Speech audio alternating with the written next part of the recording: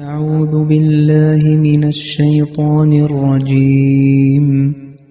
بسم الله الرحمن الرحيم. وإذا طلقتم النساء فبلغن أجلهن فلا تعضلوهن أن ينكحن أزواجهن إذا تراضوا بينهم بالمعروف ذلك يوعظ به من كان منكم يؤمن بالله واليوم الآخر ذلكم أزكى لكم وأطهر والله يعلم وأنتم لا تعلمون. അസ്സലാമു അലൈക്കും വറഹ്മത്തുള്ളാഹി വബറകാതുഹു. നാം ഇപ്പോൾ ഓതിക്കേട്ടത് സൂറത്തുൽ ബഖറയിലെ 233 വചനമാണ്. ഇതിൻ്റെ അർത്ഥം ഇപ്രകാരമാകുന്നു: നിങ്ങൾ സ്ത്രീകളെ വിവാഹബന്ധത്തിൽ നിന്ന് മോചിപ്പിക്കുകയും അവർ തങ്ങളുടെ ഇദ്ദയുടെ അവധി എത്തുകയും ചെയ്താൽ അവർ മര്യാദയനുസരിച്ച് പരസ്പരം തൃപ്തിപ്പെടുന്ന പക്ഷം അവരുടെ പൂർവ്വ ഭർത്താക്കന്മാരെ വീണ്ടും വിവാഹം ചെയ്യുന്നതിൽ നിന്ന് നിങ്ങൾ അവരെ തടയരുത്. നിങ്ങളിൽ നിന്നും അള്ളാഹുവിലും അന്ത്യദിനത്തിലും വിശ്വസിക്കുന്നവർക്ക് നൽകപ്പെടുന്ന ഉപദേശമാണിത്. ഇതാകട്ടെ നിങ്ങൾക്ക് ഏറ്റവും അനുഗ്രഹീതവും പരിശുദ്ധവുമായിട്ടുള്ളതാണ്. അള്ളാഹു അറിയുന്നു, നിങ്ങൾ അറിയുന്നില്ല.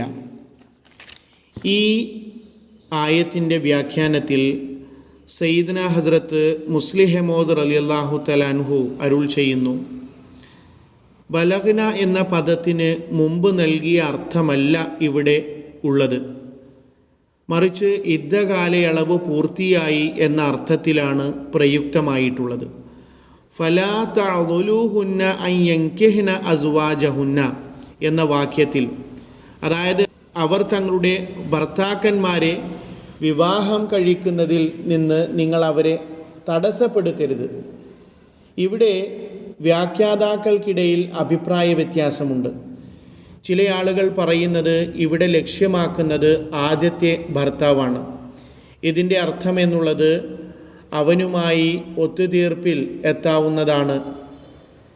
ഈയൊരു ആശയത്തെ മുൻനിർത്തിക്കൊണ്ട് തല്ലക്തും എന്നതുകൊണ്ട് അർത്ഥമാക്കുന്നത് തലാഖ് റജിഇ ആണ് എന്ന് പറയുന്നു. അതുപോലെ തന്നെ മറ്റു ചില ആളുകൾ പറയുന്നത് ഭർത്താവ് എന്നതുകൊണ്ട് ഇവിടെ ലക്ഷ്യമാക്കുന്നത് ഭാവിയിൽ വരാനിരിക്കുന്ന പുതിയ ഭർത്താവാണ്. ഈയൊരു സാഹചര്യത്തിൽ തല്ലക്തും എന്നതുകൊണ്ട് അർത്ഥമാക്കുന്നത് തലാഖെ ബായിനാണ്, അതായത് ശാശ്വതമായ വിവാഹമോചനം. ഈ അഭിപ്രായക്കാർ ഇതിന് പറയുന്ന കാരണം മുമ്പ് ബായിൻ തലാഖിനെ സംബന്ധിച്ച് പരാമർശിച്ചിട്ടുണ്ട്. അതുകൊണ്ട് ഇവിടെ ഭർത്താവ് എന്നതുകൊണ്ട് ഉദ്ദേശിക്കുന്നത് പുതിയ ഭർത്താവാണ്, ആദ്യത്തെ ഭർത്താവല്ല എന്ന് പറയുന്നു. സയ്യിദ്ന ഹസ്രത്ത് മുസ്ലിഹ് മൗദ് റളിയല്ലാഹു തആല അൻഹു അരുൾ ചെയ്യുന്നു: എന്നെ സംബന്ധിച്ചിടത്തോളം ഈ രണ്ട് അർത്ഥങ്ങൾക്കുമുള്ള സാധ്യത ഇവിടെ നിലനിൽക്കുന്നുണ്ട്. ഉദാഹരണമായി, ഒരു സ്ത്രീ ആദ്യത്തെ തലാഖിന് ശേഷം രണ്ടാമത്തെ വിവാഹം കഴിക്കുന്നു. അങ്ങനെ ആ രണ്ടാമത്തെ വിവാഹവും ചില പ്രശ്നങ്ങൾ കാരണം തലാഖ് ചെയ്യപ്പെടുന്ന സമയത്ത് വീണ്ടും ആ സ്ത്രീ തൻ്റെ ആദ്യ ഭർത്താവിൻ്റെ വീട്ടിൽ താമസിക്കാൻ ആഗ്രഹം പ്രകടിപ്പിക്കുന്നു. അതായത് ആദ്യത്തെ ഭർത്താവുമായി വൈവാഹിക ജീവിതത്തിൽ ഏർപ്പെടാൻ ആഗ്രഹിക്കുന്നു.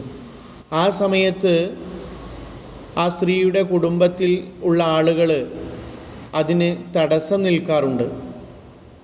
അവർ പറയും, അവനുമായി ബന്ധം നിലനിർത്തുന്നത് നമ്മുടെ അഭിമാനത്തിന് ഭംഗം വരുത്തുന്ന ഒന്നാണ്, ഇതിനോടകം തന്നെ വലിയ നാണക്കേടുണ്ടായിക്കഴിഞ്ഞു എന്നൊക്കെ. ഇത്തരം ആളുകൾക്ക് ഉപദേശം നൽകിക്കൊണ്ട് അല്ലാഹു പറയുന്നു, ഇങ്ങനെ പുരുഷന്മാരും സ്ത്രീകളും വീണ്ടും വിവാഹം കഴിക്കാൻ സന്നദ്ധത പ്രകടിപ്പിക്കുകയാണെങ്കിൽ സ്ത്രീയുടെ ബന്ധുക്കൾ നാണക്കേട് ഭയന്നോ അല്ലെങ്കിൽ ആദ്യ ഭർത്താവിൻ്റെ മുൻകാല പ്രവൃത്തികളിലുള്ള നീരസം കാരണമോ ആ മുൻ ഭർത്താവിനെ നിക്കാഹ് ചെയ്യുന്നതിൽ നിന്നും തടയരുത്. ഇതിന് വിപരീതമായി ചില ആളുകൾ തങ്ങളുടെ ഭാര്യമാർക്ക് വിവാഹമോചനം നൽകിയ ശേഷവും അവരെ പിന്തുടർന്നുകൊണ്ടിരിക്കുന്നു.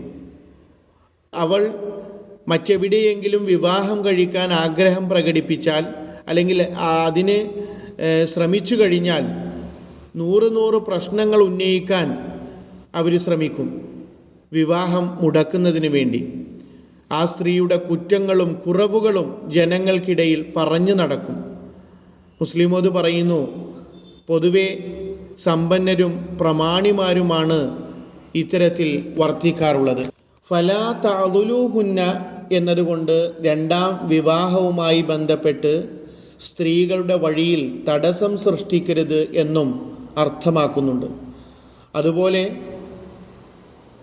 തലാഖ് റജിയയുടെ ഇദ്ദകാലം പൂർത്തിയായി കഴിഞ്ഞാൽ ആ സ്ത്രീ തൻ്റെ ആദ്യ ഭർത്താവുമായി നിക്കാഹ് മുഖാന്തരം ബന്ധം നിലനിർത്താൻ ആഗ്രഹിക്കുകയാണെങ്കിൽ ആ സ്ത്രീയുടെ ബന്ധുക്കൾ അവിടെ തടസ്സം സൃഷ്ടിക്കരുത്.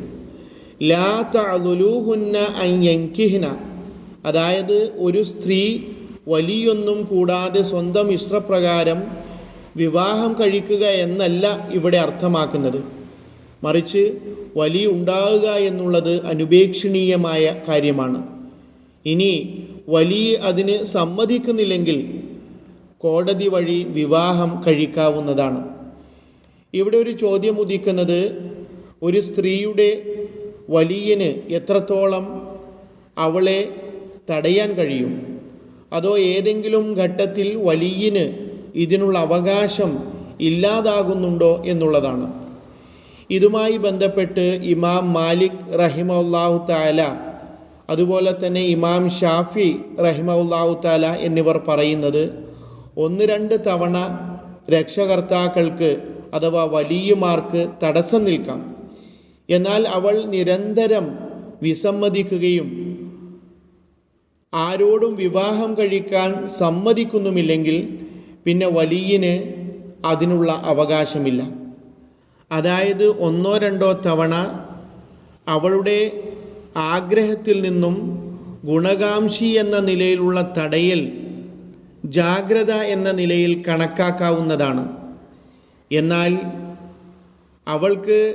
അവർക്ക് അത്ര വിപുലമായ അധികാരം നൽകിയിട്ടില്ല. അവൾ എവിടെ എപ്പോൾ വിവാഹം കഴിക്കാൻ തയ്യാറായാലും അതിനെ തടയാൻ അവർക്ക് അഥവാ വലിയമാർക്ക് അധികാരമില്ല. ചില പണ്ഡിതന്മാർ പറയുന്നത്, വലിയ അനുവാദം നൽകുന്നില്ലെങ്കിൽ മറ്റൊരു വലിയ മുഖേന അവൾക്ക് വിവാഹം കഴിക്കാം എന്നുള്ളതാണ്. അതുപോലെ തന്നെ വലിയ കൂടാതെ കണ്ട് നിക്കാഹ് അനുവദനീയമല്ല. മുസ്ലിം അത് പറയുന്നു, ഇത് തന്നെയാണ് ശരിയായിട്ടുള്ള കാര്യം. ഇനി അഥവാ വലിയ ഏതൊരവസ്ഥയിലും വിസമ്മതിക്കുകയാണെങ്കിൽ ഭരണകൂടം മുഖാന്തരം അല്ലെങ്കിൽ ഖാളി മുഖാന്തരം അവൾക്ക് അനുയോജ്യമായ മറ്റൊരു സ്ഥലത്ത് വിവാഹം കഴിക്കാൻ അനുവാദം നൽകാം. അല്ലെങ്കിൽ ഖാളി രക്ഷകർത്താക്കളുടെ മുകളിൽ സമ്മർദ്ദം ചെലുത്തി അവരെ കൊണ്ട് സമ്മതിപ്പിക്കാം. ദാലിക്കും അദ്കാലക്കും വ അത്ഹറു, ഈ നിയമം നിങ്ങൾക്ക് ആത്മീയവും ലൗകികവുമായി വളരെ ഗുണപ്രദവും അനുഗ്രഹീതവുമാണ് എന്ന് അള്ളാഹു പറയുന്നു. വാഹിർ ദഅവാന അനിൽ ഹംദുലില്ലാഹി റബ്ബിൽ ആലമീൻ.